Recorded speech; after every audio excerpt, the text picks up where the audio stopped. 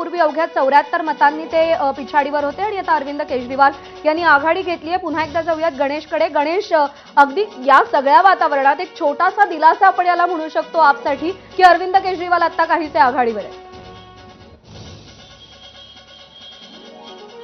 अगदी बरोबर। समजा अरविंद केजरीवालना पराभव झाला असता तर त्यांचं राजकारण जो एक पीकवर पोचलं होतं त्याचा म्हणजे काही वर्षांमागे गेले असते ते। पण आता मला वाटतं की जे प्रमुख चेहरे आहेत म्हणजे अरविंद केजरीवाल, आतिशी, सोमनाथ भारती, मनीष सिसोदिया तिथे पुढे चालतायत ते जंगपुरामधून। पण ह्या लोकांमध्ये काटेकी टक्कर असेल आणि जे काय असेल ते शेवटच्या राऊंडपर्यंत जाणार आहे। म्हणून यांना विश्वास आहे की 4-5 जागा ज्या आता ट्रेलिंगमध्ये आहेत ते तिथं जिंकतील आणि नंबर्स पुढे मागे होतील।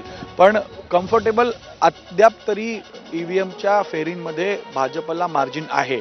जवळपास 10 ते 12 सीट्सचं मार्जिन घेऊन भाजप बरोबर आहे। आणि जे मार्जिन आपण पाहतोय 47 जागांवरती भाजप आघाडीवर आहे आणि एक छोटासा दिलासा आपसाठी की नवी दिल्लीतून अरविंद केजरीवाल सध्या 254 मतांनी आघाडीवर आहेत। दिल्ली विधानसभेमध्ये नेमकं काय होतं, कोणाची सत्ता स्थापन होते, दिल्ली कोणाची, या सगळ्या प्रश्नांची उत्तरं अवघ्या काही काळामध्ये मिळणार आहे। एक अपडेट पाहूया, जागांवरती लक्ष टाकूया।